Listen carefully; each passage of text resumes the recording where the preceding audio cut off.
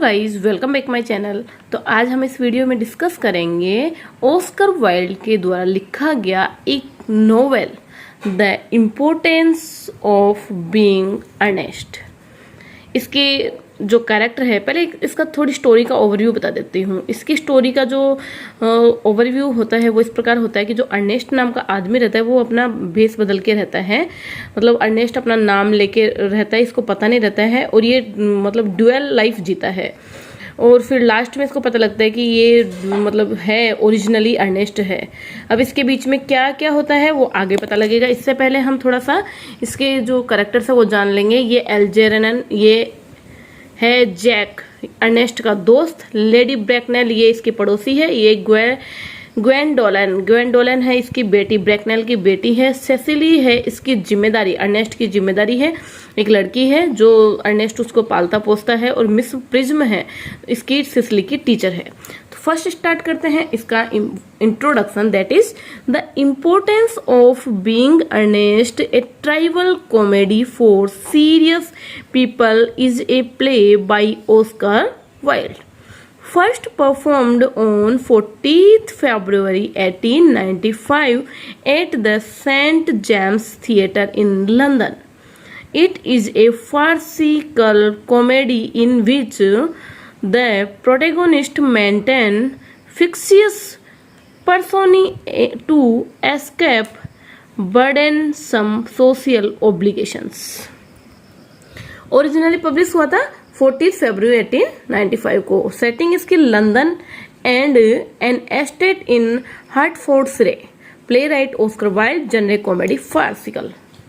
The mood of this comedy is largely satirical. This is because Wilde is seeking to mock the triviality of the upper class society of London. Wilde's satire is characterized by wit and is throughout light-hearted. तो अब start करते हैं इसकी कहानी। इसकी कहानी किस प्रकार होती है। ये एक एल्जेरियन दोस्त रहता है, एक आदमी रहता है जो अपने रूम में बैठ के पियानो बजाता रहता है और इससे इसका दोस्त जेक मिलने के लिए आता है। फिर बाद में ये इसको बताता है कि मैं ड्यूअल लाइफ जी रहा हूँ, मेरा नाम अर्नेस्ट भी है और जेक भी है, और जेक नाम सिर्फ सिसिली के लिए है जिसका मैं अंकल लगता हूँ, और सिसिली मेरी जिम्मेदारी हो जिसको मैं पाल पोस रहा हूँ, बड़ा कर रहा हूँ, क्योंकि उसका कोई भी नहीं है सिवाय मेरे। तो एल्जेरन बोलता है कि ये तो तुम बहुत अच्छा काम कर रहे हो, लेकिन सिसिली को क्या पता नहीं है तुम अर्नेस्ट हो। तो बोले वो पता नहीं है, वो सिर्फ उसको इतना पता है कि मैं अंकल जैक हूँ।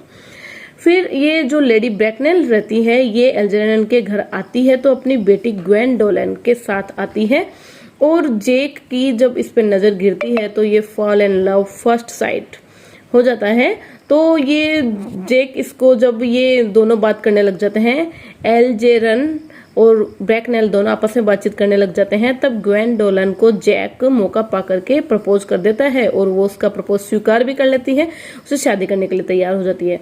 लेकिन जैसे जैसे वो बात कर रहे थे बीच में ही ब्रैकनेल आ जाती है। मिसेज ब्रैकनेल आके बोलती है कि चलो ग्वेंडोलन तुम घर चलो। तो वो बोलती है कि मैं मिस्टर अर्नेस्ट से शादी करना चाहती हूँ। ये इसको अपना नाम अर्नेस्ट बताता है, मैं अर्नेस्ट से शादी करना चाहती हूँ। तो ब्रैकनेल बोलती है ठीक है, लेकिन पहले मुझे इसके बैकग्राउंड के बारे में बात करने दो। हु इज अर्नेस्ट, ये कहाँ से आया है, कौन इसके मदर फादर है, ये सब मैं इसके बारे में बातचीत करती हूँ।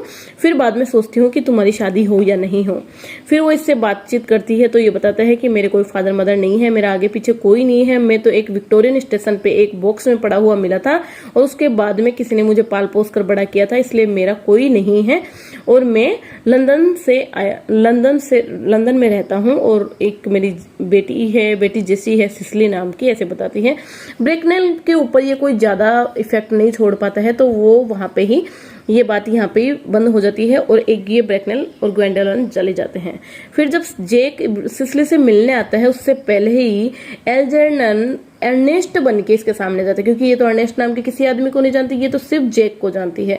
आ जाता है और ये इसको प्रपोज कर देता है। ये इसके प्रपोज को स्वीकार कर लेती है, क्योंकि सिसिली का भी एक उम्मीद रहती है, एक सपना रहता है कि मैं अर्नेस्ट नाम के लड़के से शादी करूँ, तो इसका प्रपोज स्वीकार कर लेता है। जब जेक आता है तो वो सारी बात बताने के लिए आता है कि मैं ही अर्नेस्ट हूँ, कैसे ऐसे, मतलब वो सारी बात उसके सामने डिस्क्लोज करना चाहता है। लेकिन पहले ही वो देखता है एल्जेरनन वहां बैठा हुआ है, तो वो उसको देख के बहुत गुस्सा करता है फिर, लेकिन वो बोलता है कि मुझे सिसिली से मिलना था इसलिए मैं ऐसे आ गया, मैं तुम्हारा दोस्त हूँ और मैं इससे प्यार करता हूँ, मैं इससे शादी करना चाहता हूँ। फिर उसके बाद में जेक मान भी जाता है और इन दोनों के प्रपोज को स्वीकार कर लेता है और इन दोनों की मतलब लीगली शादी हो भी जाती है। फिर उसके बाद में ग्वेंडोलन आती है और जैक से मिलने के लिए। तो ये दोनों आपस में बात मिलती है, सबसे पहले ग्वेंडोलन और सिसिली मिलती है और ये आपस में बातचीत करते करते ये बात डिस्क्लोज कर देती है कि ये भी सिसिली से प्यार करती है, ये भी अर्नेस्ट से प्यार करती है, ये भी अर्नेस्ट से प्यार करती है। तो ये बोलती है कि इसका मतलब वो आदमी हमें धोखा दे रहा है। फिर ऐसे बात करते करते जेक और एल्जेरन दोनों सामने आ जाते हैं और उनसे पूछती है ये दोनों लड़कियां कि तुम सच सच बताओ, क्या तुम हमें धोखा दे रहे हो? तो फिर ये सब सारी बात डिस्क्लोज करते हैं कि अर्नेस्ट नाम का तो कोई बंदा है ही नहीं, मैं तो सिर्फ ऐसे ही अर्नेस्ट बन के रह रहा हूँ, सिसिली के लिए मैं जैक हूँ और मेरा नाम भी जैक ही है। फिर उन लोगों की बातें जब सुनते हैं तो ये दोनों उनको माफ कर देती है और इनका प्रपोजल वैसे की वैसे ही रह जाता है। लेकिन अब बीच में आ जाती है लेडी ब्रैकनेल और आके बोलती है कि मैं तुमसे जैक से शादी नहीं करने दूंगी, इसका कोई भी नहीं है, माँ बाप नहीं है, कोई बैकग्राउंड नहीं है, इसलिए मैं तुम्हारी इससे शादी नहीं होने दूंगी, तुम वापस चलो। बीच में एल्जेरन बोलता है कि मैं इसकी मतलब सिसिली से शादी करना चाहता हूँ। तो ये सिसिली को भी, ये एल्जेरन को भी मना कर देती है कि सिसिली का भी कोई बैकग्राउंड नहीं है, तुम ऐसे ऐसे शादी हर किसी से शादी कर लोगे क्या, तुम शादी मत करो। तो जेक बोलता है कि मैडम ऐसा ना ही बोलो तो अच्छा है, क्योंकि सिसिली के पास जितना धन है ना उतना तुम्हारे पास नहीं है, वे तुम्हें यहाँ खड़ी खड़ी खरीद सकती है, इतना उसके पास में पैसा है। तो लेडी ब्रैकनेल जब ये सुनती है तो एल्जेरन को बोल देती है कि तुम इससे शादी कर लो, शादी करने के लिए तैयार हो। लेकिन लेकिन लेकिन जेक फिर यहाँ पे पासा खेल जाता है और बोलता है कि मैं शादी सिसिली से नहीं करने दूंगा। क्यों नहीं करने दूंगा? क्योंकि ये मेरी जिम्मेदारी है और मैं इसे शादी नहीं करने दूंगा। तो ये बोलती है, ब्रैकनेल बोलती है कि तुम इससे शादी क्यों नहीं करने दोगी, इससे कि तो लीगली शादी हो गई, अब ये शादी कर सकती है। तो वो बोलती है नहीं, मैं इससे शादी नहीं करने दूंगी क्योंकि इसके जो डॉक्यूमेंट्स पे है वो 30 साल लीगल एज लिखी हुई है, इसलिए 30 साल के बाद ही कर सकती है, अपनी इच्छा से अभी नहीं कर सकती है। तो फिर बोलते भाई तुम चाहते क्यों हो, क्यों इसके बीच में रोड़ा पटक रहे हो? तो वो बोलते हैं कि मुझे ग्वेंडोलन से शादी करने के लिए दिया जाए, इसके बाद में सिसिली से शादी करने दूंगी। फिर ऐसे बात करते करते मिस प्रिज्म से मिलती है और बोलती है तुम तो वही हो ना जो मेरे बहन के 2 बच्चों को ले गई थी और उनको एक बक्से में छोड़ दी थी। फिर उसको जैसे जैसे पता लगता है कि अर्नेस्ट जब खोजता है ये सारी बातें तो पता लगता है कि अर्नेस्ट ही मतलब जेक ही अर्नेस्ट है और अर्नेस्ट का जो भाई है एल्जेरन वो छोटा भाई है और ये दोनों ही बक्से में मिले थे और ये इसके बहन के बच्चे रहते हैं। फिर उसके बाद तो ये ऑब्वियसली खुशी खुशी इनकी शादी कर देती है। फिर ग्वेंडोलन की अर्नेस्ट के साथ और सिसिली की एल्जेरन के साथ शादी हो जाती है और ये दोनों हैप्पी हैप्पी रहने लग जाते हैं। तो यहाँ पे ही इसकी कहानी खत्म हो जाती है। तो ये हुई कहानी the importance of being Earnest की। तो आज के लिए इतना ही। आशा करती हूँ आपको मेरा वीडियो समझ में आया होगा। अगर मेरा वीडियो समझ में आया तो प्लीज़ मेरा वीडियो शेयर कीजिए, मेरा चैनल सब्सक्राइब कीजिए, ज़्यादा से ज़्यादा शेयर कीजिए ताकि आपका ज़्यादा से ज़्यादा सपोर्ट मिल सके। Okay, thank you very much.